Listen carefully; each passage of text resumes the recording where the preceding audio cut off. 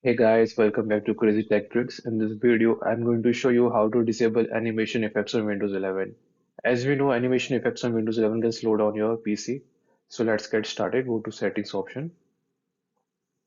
Now, open the settings. Now, search for accessibility. As you can see here, accessibility.